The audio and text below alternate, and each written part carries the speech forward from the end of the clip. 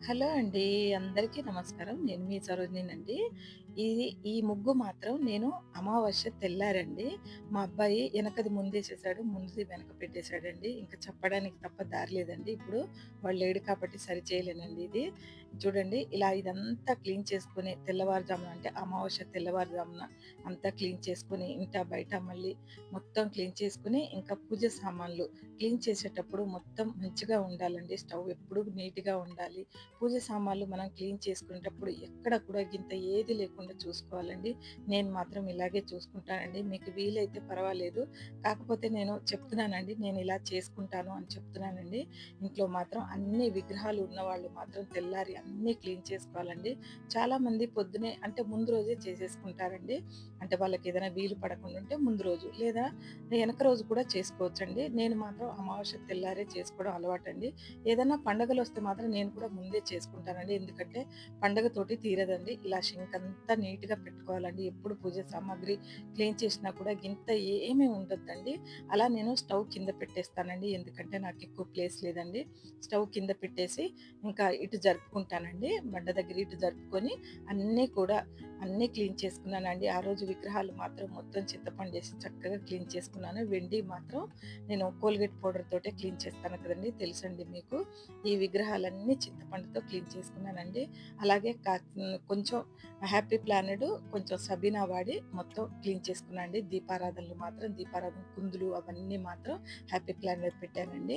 ఇంకా విగ్రహాలకు పెట్టలేదు. విగ్రహాలకు మాత్రం నేను మాత్రం చింతపండేసే క్లీన్ చేసుకున్నానండి. ఎందుకంటే నేను ముందు పీతాంబరి అవన్నీ వేసి క్లీన్ చేసేదానండి. స్వామివారిని అలా క్లీన్ చేయొద్దు అన్నారండి. అందుకే నేను అప్పటినుంచి ముట్టుకోవట్లేదండి. ముందు కూడా ఎందుకంటే కొంచెం ఇంకా నీట్‌గా ఉంటది కదా! చింతపండుతోటి మళ్ళీ వచ్చేస్తది మరక అన్నట్టుగా భయమేసేదండి.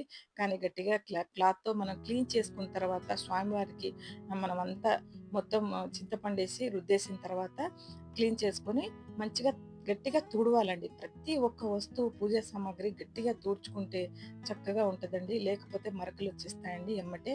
ఇలా ఈ మందిరం మాత్రం కొంచెం నీట్‌గా చేసేటప్పుడు చూపెట్టానండి. ఇలా క్లాతులు గట్లా అన్నీ తీసేస్తానండి మొత్తం. పైన, కింద 2 స్టెప్పులు కదండీ! అన్నీ పేపర్‌లు అవన్నీ తీసేసానండి. ఇప్పుడు క్లాత్ ఎయలేదండి. ఎందుకంటే పేపర్‌లే వేశాను.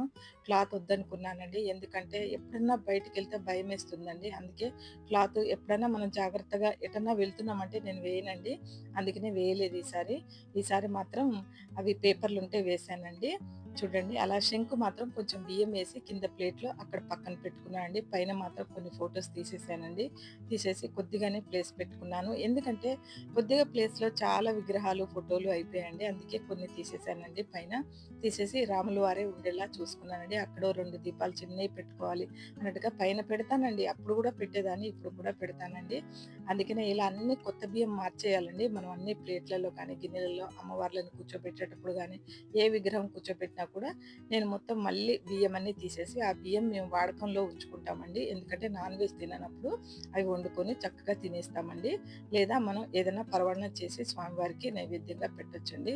ఇలా లక్ష్మీ గణపతిని ముందు కూర్చోబెట్టుకొని అన్ని పనులు చేసుకున్నానండి. స్వామివార్లను అన్నీ క్లీన్ చేసుకున్న తర్వాత మనం విగ్రహాలు పాలలో ముంచి ఫస్ట్ పసుపు నీళ్ళలో ముంచేయాలండి. పసుపు నీళ్ళలో ముంచితేనే మనం మళ్ళీ విగ్రహాలకు మళ్ళీ సంతరించుకుంటుంది. వాటికున్న ఏదైతే అంటారో నాకది సరిగ్గా చెప్పడం రాలేదండి. సారీ ఏమనుకోవద్దు.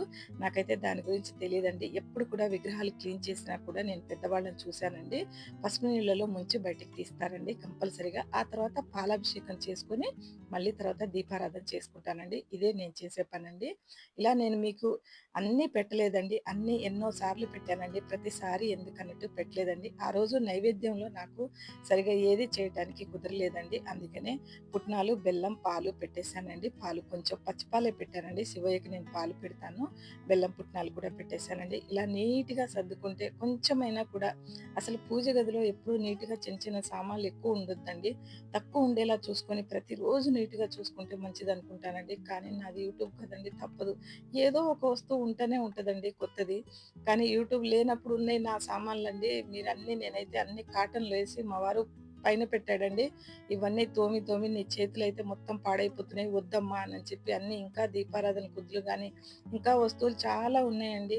ఇంకా మీకు చూపెట్టేది నేను సగమేనండి. నా దీపారాధన కుందులు, సామాన్లు ఇంకా దేవుడికి సంబంధించినయి ప్రతి ఒక్కటి ఎక్కడికెళ్ళినా తెచ్చుకునేదాన్నండి. ఇప్పుడైతే ఒక 4, 5 సంవత్సరాలుగా అస్సలు తేవట్లేదండి.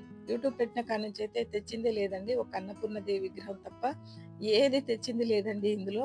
అస్సల కూడా ఎందుకనంటే అప్పట్లో నాకు బాగా ఇంట్రెస్ట్ ఉండేదండి. ఇంకా పిల్లలు చిన్నగా ఉన్నప్పుడు ఎక్కువగా తీసుకునేదాన్ని. కానీ వద్దంటున్నారు. ఇంకా ఎక్కడికెళ్ళినా ఏది తీసుకురావద్దు అంటున్నారు పెద్దలు. ఇంక ఉన్నాయి చాలు అనుకున్నానండి. ఇంకా వాటికి చాకరీ చేయగలగాలండి. చేయగలిగితేనే తెచ్చుకోవాలండి. లేకపోతే అవసరం లేదండి. స్వామివారి విగ్రహం చూడండి ఎంత అందంగా ఉందో. నిజంగా అంతా ఇలా మొత్తం క్లీన్ చేసుకొని, దీపారాధన చేసుకొని స్వామివార్లను చూస్తే మాత్రం కడుపు నిండిపోతదండి. నేనెంత పని చేసినా కూడా ఇక్కడికొచ్చేసరికి కరిగిపోతానండి. ఈ సంతోషం కోసమే అదంతా పని చేస్తానండి నేను. ఇల్లు, వాకిలి నీట్‌గా పెట్టుకునేదన్నా, ముగ్గులు వేసుకున్నా కూడా ఇలా దీపారాధన దగ్గరకొచ్చేటప్పటికి అబ్బా! ఎంత బావుంది మందిరము. ఇంటి ముందు ముగ్గు ఎంత కళగా ఉంది అన్నట్టుగా అనిపిస్తదండి. ఎలాంటి పని చేసినా ఏది నొప్పేయదండి అప్పుడు నాకైతే. చేసినప్పుడు చెప్తున్నాను కదండీ! భుజం నొప్పిలేస్తది. కొంచెం నొప్పిగానే ఉంటది. తప్పదు. కానీ ఈ దీపారాధన స్వామివారిని ఇంత అందంగా చూసేటప్పటికి అన్నీ మర్చిపోతానండి నేను. ఇంక దేవుడిని అసలు లైటేసి చూడబుద్ధి కాదండి. వీడియో తీయాలని తీస్తాను కానీ ఆ దీపాల కాంతుల్లోనే చూడాలనిపిస్తది. అందుకే నేను చాలా దీపాలు పెడతానండి దేవుడి దగ్గర. ఇక్కడ మందిరంలో మాత్రం 4, 5 కుందులు పెట్టాలనిపిస్తదండి. నాకైతే ఒత్తులు చాలా ఏసేయాలి అనిపిస్తదండి. అందుకే నాకు ఇష్టంగా పెట్టుకుంటానండి. నాకు దీపారాధన అంటే దేవుడైనా, దీపారాధనైనా ఏదైనా నాకు పూజంటే ఇష్టమండి. మీరేమైనా అనండి. నాకెంత ఓపికో లేకపోయినా కూడా అది చేసుకోవాలి తప్పనిసరిగా అనిపిస్తదండి. కానీ అప్పుడప్పుడు నాకు కూడా సహకరించదండి. ఎందుకంటే నేను మనిషినే కదా! ఏదో ఒకరోజు చేయకుండా ఉంటే మాత్రం ఇంకా ఆ రోజు మా వారో, మా బాబో ఎవరో ఒకళ్ళు హెల్ప్ చేసి చేసేస్తారండి. స్వామివారికైతే చక్కగా ఇలా సెంటు పూసేస్తానండి. ప్రతిరోజు కూడా ఇలా మంచిగా నేనైతే ఆ రోజు అమావాస్య రోజండి ఇదంతా ఇలా ముగ్గులు పెట్టుకున్నాను. వీడియో నచ్చితే మాత్రం లైక్ చేయండి, షేర్ చేయండి, కామెంట్